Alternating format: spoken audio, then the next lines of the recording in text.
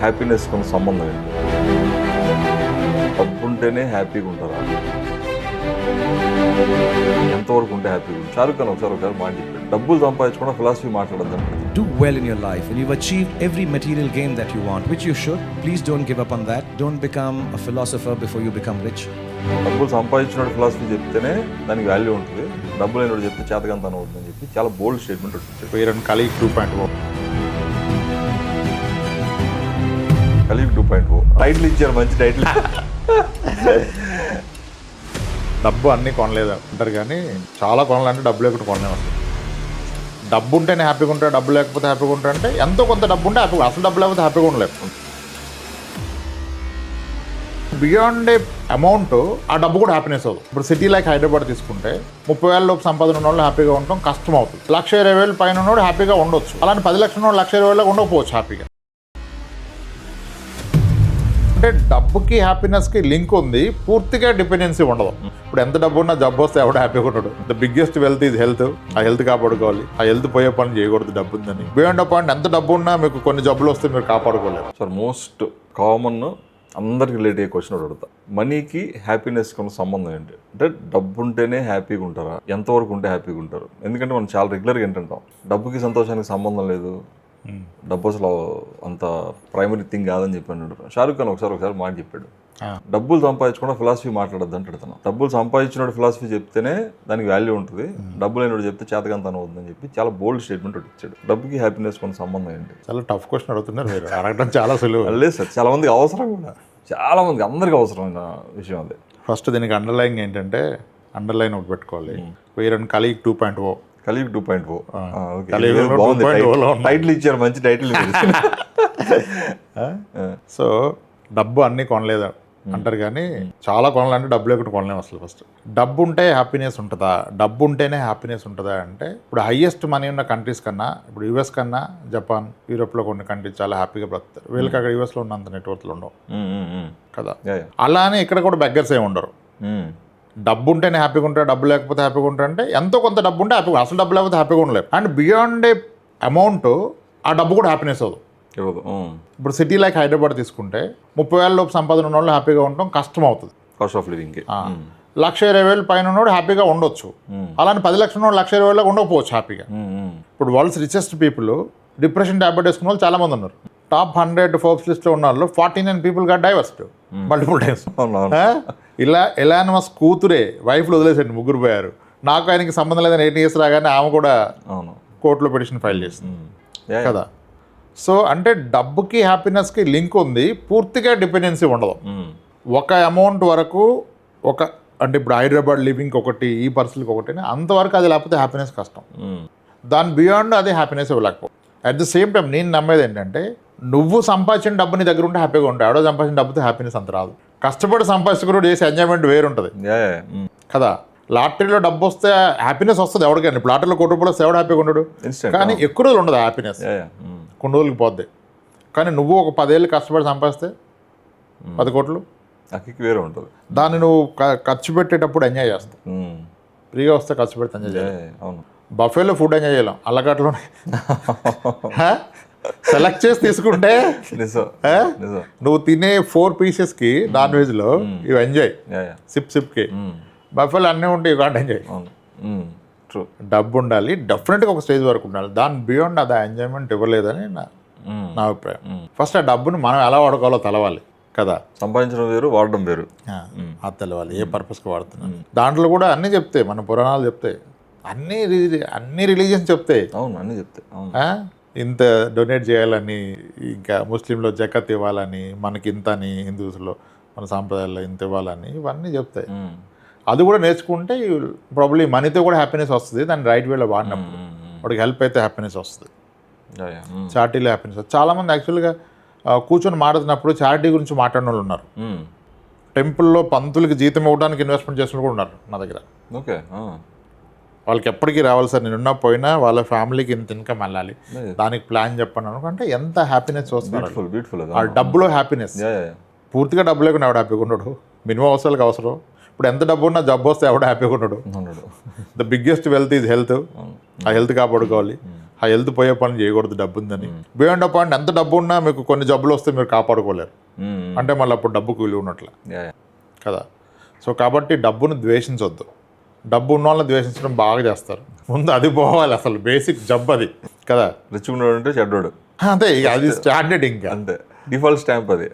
Rich అయ్యాడంటే ఆడు అన్యాయం చేశాడు, అక్రమం చేశాడు, చెడ్డోడు, జనాలు తొక్కేశాడు అంటారు. అలా ఏం కాదు. We have seen many people. కానీ ఆ డబ్బును కూడా చాలామంది డబ్బు వచ్చి కూడా భయం వస్తుంది సార్, హ్యాపీగా బ్రతకలేరు కొన్నిసార్లు.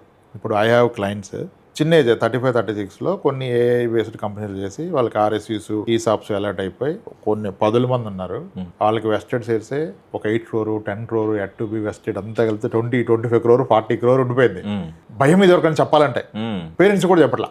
ఇప్పుడు ఇంత పెట్టుకొని ఒక 3 కోట్ల ఇల్లు బుక్ చేయడానికి వెనక ముందు ఆడతాడు, సార్ కొనొచ్చా, నేను కొనగలనా, నువ్వు కొనకపోతే ఎవడుకుంటాడు రా బాబు, 40 కోట్లు పెట్టుకొని ఏం చేస్తావు, కొను, ఎంజాయ్ చేయి. ఎవరికి చెప్పకూడదు చేస్తారు. మా కొలీగ్స్కి అయితే తెలుసు, బయట వాళ్ళకి చెప్పకూడదు అంటారు. అంటే భయం కూడా ఇస్తుంది డబ్బు కొన్నిసార్లు. అంటే అడుగుతారన్నా ఎవరన్నా, ఏంటి తట్టుకోలేరు కదా, అంత ఉందంటే అడుగుతారు ఫస్ట్.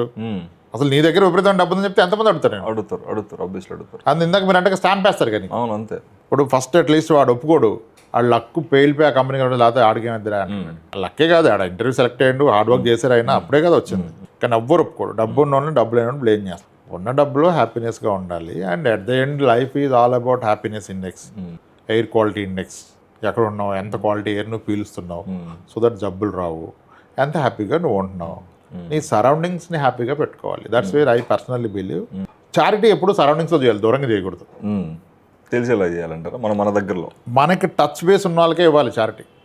ఎక్కడో చేస్తే నీకు అది ఎలా వెళ్తుందో కూడా తెలియదు. నీ టచ్ బేస్లో చేయి. మీ పనామ కొడుకుని మీరు చదివించండి, మనకు కనిపిస్తుంది అది.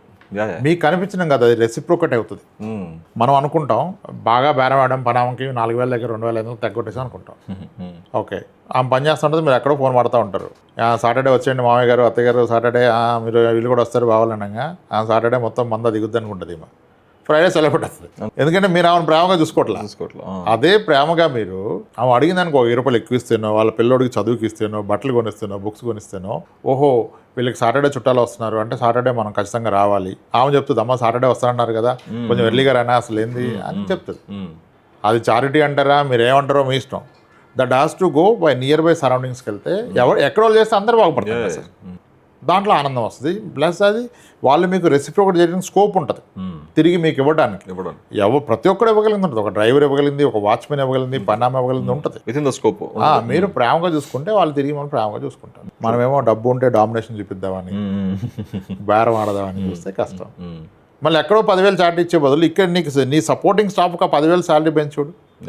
నీ ఎన్విరాన్మెంట్ ఎంత స్ట్రాంగ్ అయితే నేను ఎంత ప్రొటెక్ట్ చేస్తారు, కష్టం వస్తే వస్తారు. అది చారిటీ పబ్లిసిటీ కొరకు కాదు, మన సరౌండింగ్ చేసి ఆ ప్రేమను తిరిగి పొందాల. ఎక్కడో ఇవ్వద్దు, సరౌండింగ్స్లో ఇచ్చుకోండి.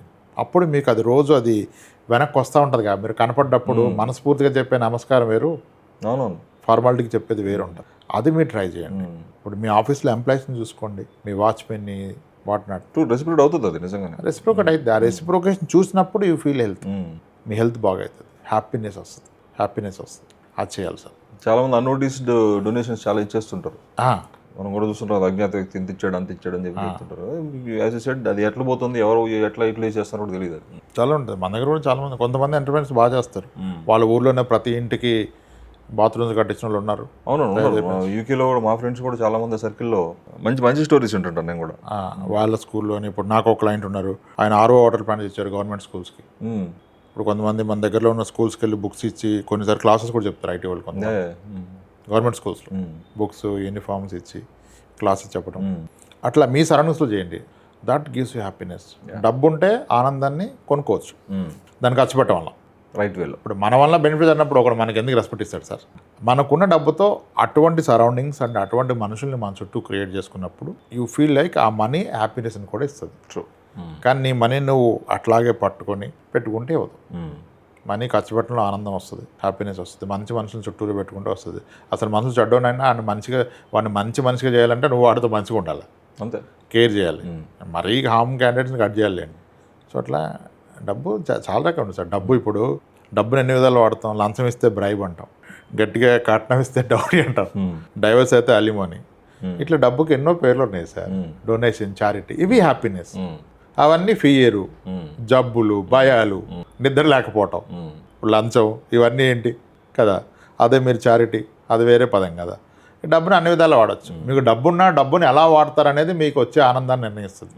సో ఎందుకంటే డబ్బు మీద మనం చెప్పలేదు. సరే మీరు అడిగారు, ఏదో వెళ్తున్నాం కానీ కష్టం. ఎస్, డెఫినెట్గా డబ్బు ఆనందాన్ని ఇస్తుంది. కొంతవరకు డబ్బు ఆనందాన్ని ఇస్తుంది. దాన్ని మించిన డబ్బు ఆనందాన్ని ఇవ్వకపోవచ్చు.